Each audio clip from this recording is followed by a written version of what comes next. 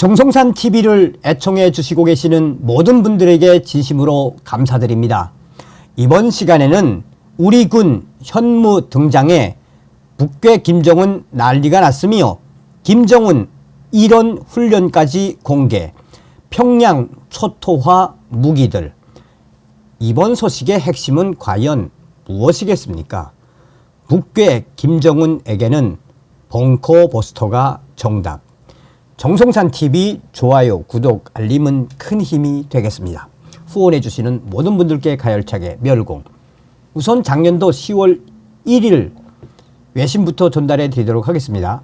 2023년 10월 1일 RFA 자유아시아방송 한반도 신무기 대백과 김정은의 극혐 미사일 빠르고 강력한 현무.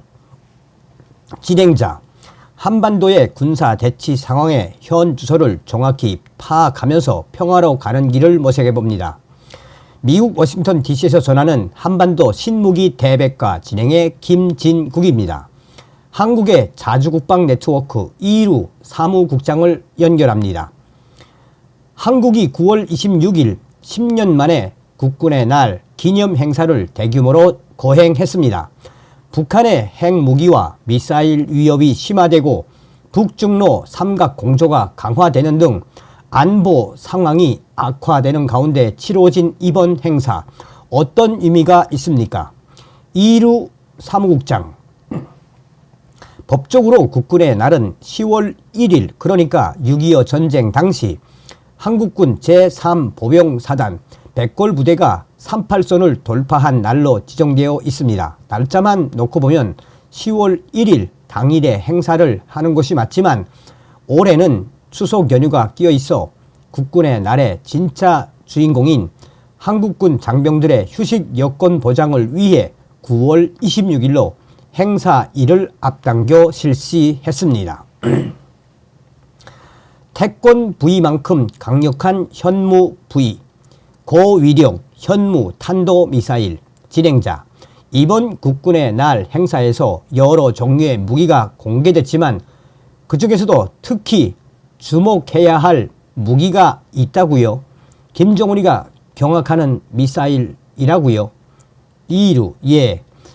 이번 국군의 날 행사에서 가장 기대를 받았던 무기는 현무 V라고 불린 신형 탄도미사일입니다.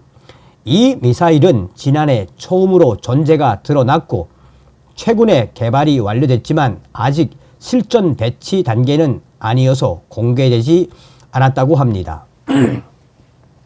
구체적인 재원은 군사 비밀이었는데 지난해 4월 이 미사일을 탑재하는 이동식 미사일 발사 차량 테리 한국의 지방 한 국도에서 발견되면서 한국군의 기존 탄도 미사일 현무 시리즈와는 차원이 다른 크기의 대형 탄도미사일이라는 사실이 드러났습니다. 현무 V는 길이가 최소 16m, 직경은 1.6m로 크기가 워낙 크기 때문에 대형 트레일러형 발사 차량에 한 발이 탑재되어 운영됩니다. 발사 중량은 36톤인데 미국의 ATA, CMS 전술 탄도 미사일의 20배 가까운 엄청난 덩치입니다. 이 괴물 미사일은 일단 추진체, 그러니까 미사일의 가장 아랫부분에 있는 추진 로켓의 추력이 75TF에 달하는데 이 정도 제어만 봐도 이 미사일이 얼마나 괴물급 미사일인지 알 수 있습니다. 현무 V는 북한만 겨냥한 탄도미사일처럼 보이지만 그 크기와 추진체 추력은 미국의 대륙간 탄도미사일인 미니트맨 3에 필적합니다. 미니트맨 3는 길이 18.2m, 직경 1.7m, 발사 중량 35.3톤, 1단 추진체 추력 80TF로 현무와 비슷합니다. 그렇다면 한국이 미니트맨 3처럼 대륙간 탄도미사일을 만드는 만드는 것이냐, 이런 의문이 생길 수 있는데, 한국이 이런 미사일을 만든 이유는 사거리를 늘려 멀리 있는 외국을 공격하기 위함이 아니라 탑재 증량을 극단적으로 높여 파괴력을 최대치로 끌어올리기 위한 것입니다. 이 미사일은 사거리를 300km, 즉 평양 정도를 타격하는 용도로 줄였을 때 탄두 증량을 일반적인 탄도 미사일의 10배가 넘는 10배가 넘는 8톤으로 올릴 수 있고, 북한 전역을 타격할 수 있는 600km 정도로 사거리를 설정하면 탄두 증량을 6톤으로 만들 수 있습니다. 탄두 증량을 일반적인 탄도 미사일 수준인 1톤으로 줄이면 중국 주요 도시 대부분을 타격할 수 있는 3,000km급까지 사거리가 늘어납니다. 이 미사일이 평양을 타격한다고 가정했을 때에 어느 정도 위력과 정밀도를 보이는지는 지난 2021년부터 몇 차례 실시된 실사격 실험 결과가 국회 국방위원회를 통해 공개됐기 때문에 추정이 가능합니다. 이 괴물 미사일은 제주 인근에서 발사돼 해상에 설정된 표적에 3m 오차로 명중했는데, 당시 파도와 바람이 대단히 심한 악천후였음에도 이 정도 정밀도가 나와 개발진도 깜짝 놀랐습니다. 미사일은 음속의 10배, 시속 12,000km가 넘는 속도로 표적에 내리꽂혔는데, 미사일의 체적과 탄두 중량, 속도와 낙하 거리를 감안하면 작은 운석이 떨어지는 것과 비슷한 엄청난 위력을 발휘합니다. 운석이 지면에 충돌하면 그 운동 에너지 때문에 핵 폭발의 버금가는 충격파가 지면에 전해지는 것처럼, 이 미사일에 맞은 북한 지하 시설은 미사일이 일으킨 충격파 때문에 상당한 피해를 입게 됩니다. 물론 북한의 지하 지휘 시설은 100m에서 150m 이상 파고 들어가 있기 때문에 한국군은 이 시설을 무너뜨리기 위해 대량의 현무 부위를 한 지점에 집중적으로 발사할 것이고, 북한의 지하 벙커는 누적된 충격파를 견디지 못하고 결국 붕괴될 것입니다. 북한 김정은 입장에서는 가장 두려운 무기가 될 것입니다.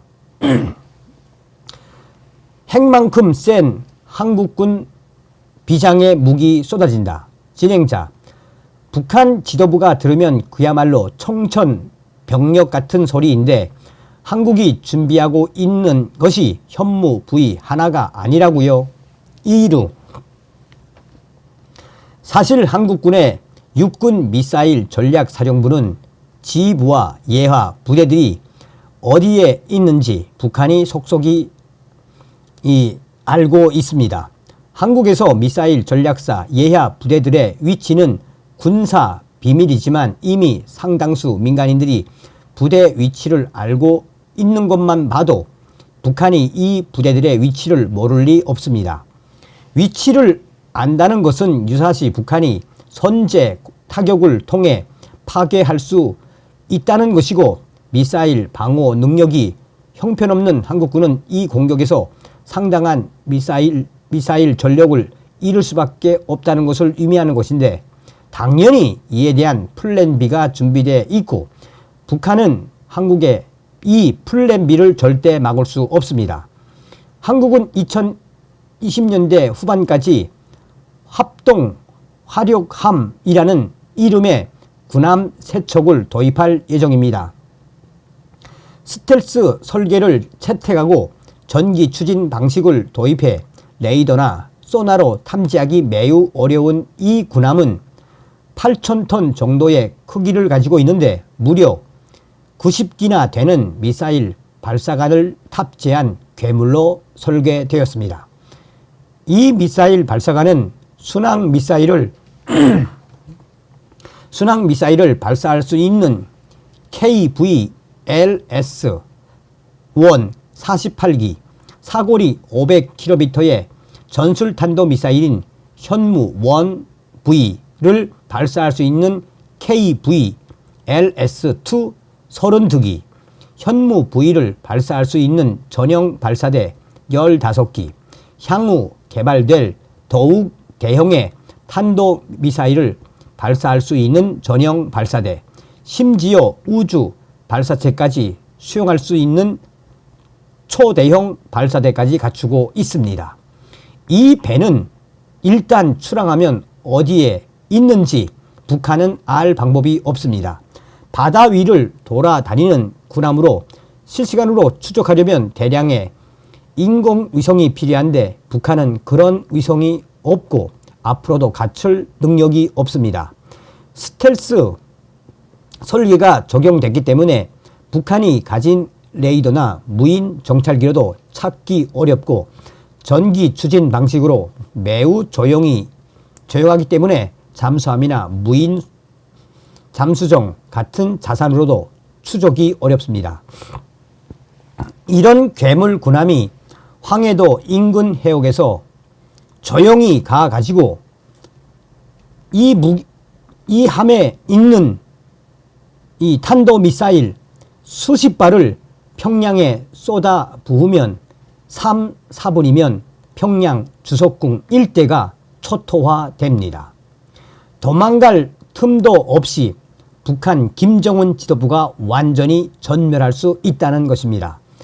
한국은 이와 별개로 현무 1V4 잠수함 발사 탄도미사일을 탑재하는 중형 잠수함들을 실전에 배치하고 있고 이 숫자는 점점 늘어날 예정입니다.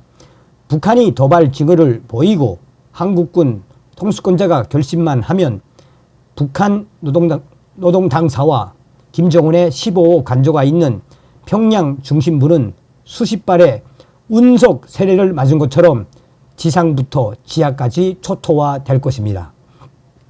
이번 국군의 날 행사는 핵무기가 없어도 북한 김정은 정권에 대해 강력한 억지력을 발휘할 수 있는 한국군의 능력 일부를 북한 지도부에 맛보기로 보여주었습니다. 자, 이게 이제 작년도 소식입니다. 김정은 한국미사일사령부 공격계획 점검, 현무 무력화 골몰. 김정은이 최근 특수부대를 시찰하며 한국의 육군 미사일 전략사령부에 대한 침투 계획을 보고받았다는 분석이 나왔습니다. 유사시 김정은 정권을 끝낼 수도 있는 한국의 보복 공격에 그만큼 신경을 곤두세우고 있다는 의미로 풀이됩니다. 북한 전문 매체 NK뉴스는 20일 김정은이 지난 11일 특수작전 무력 훈련 기지를 시찰하면서 한국군 미사일 전략사령부 한국군 미사일 전략사 침투와 관련된 특수부대의 훈련 상황을 점검한 것으로 보인다고 밝혔습니다. 조선중앙통신이 지난 13일 공개한 사진을 보면 북한군 관계자는 화면에 담긴 미사일 전략사의 위성 사진을 가리키며 보고하고 있고 김정은은 뒷짐을 진 채 이를 진지하게 경청하고 있습니다.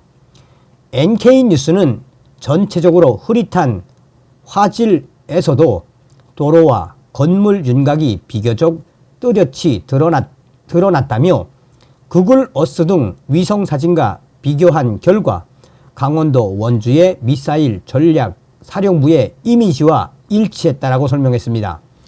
해당 위성의 이미지는 2020년 말에서 2021년 중반 사이에 촬영된 것으로 추정됩니다. 즉 지난해 11월 발사된 북한 군사 정찰 위성의 전성 사진으로는 보기 어렵다는 게 NK뉴스의 평가입니다. 김정은은 같은 날 특수부대의 사격과 격투, 훈련 등도 참관했습니다. 전쟁 발발 시 한국군의 미사일 전략 사령부에 대한 특수부대의 기습을 우선 과제로 고려하고 있는 것일 수도 있다라고 전문가들은 말했습니다. 그만큼 김정은이가 한국의 현무 미사일 사령부의 존재를 매우 두려워하고 있다는 뜻으로 읽힙니다. 실제 미사일 전략사는 한국형 3축 체계 가운데 대량 응징 보복 공격의 핵심인 현무 계열 미사일을 운용하는 부대로 작전적 가치가 상당합니다. 특히 고위력 현무의 탄두 중량은 전 세계 재래식 미사일을 통틀어 최대급인 8톤 이상으로 지하 100m 이상 깊이에 자리한 벙커에도 직접 타격이 가능한 것으로 평가받고 있습니다. 전술 핵의 보급가는 파괴력으로 김정은의 은신처를 직접 겨냥하는 셈입니다. 이 때문에 군 당국은 북한 정권에 대한 경고 수위를 높일 때 현무를 등장시키곤 했습니다. 한미 핵협의그룹 NCG 대표단이 지난 6월 11일 미사일 전략사를 방문하면서 현무 앞에서 기념 사진을 찍은 사례가 대표적입니다. 국방부는 이때 한미 핵협의그룹 NCG의 핵심 과업인 한미 핵 재래식 통합 CNI에 기여할 한국 측 첨단 재래식 능력을 현장에서 직접 확인하기 위한 것이라며 북한의 핵 미사일 위협을 제거하기 위해 한국 측 능력을 활용하는 방안을 논의했다라고 설명했습니다. 군 당국은 지난해 9월 26일 국군의 날 시가 행진에서는 현무를 처음으로 일반에 공개하기도 했습니다. 당시 군 관계자는 은밀하게 개발이 진행되는 무기임에도 과감히 공개를 결정한 데는 북한 김정은 정권을 향해 공포감을 심어주려는 위도라고 의미를 부여했습니다.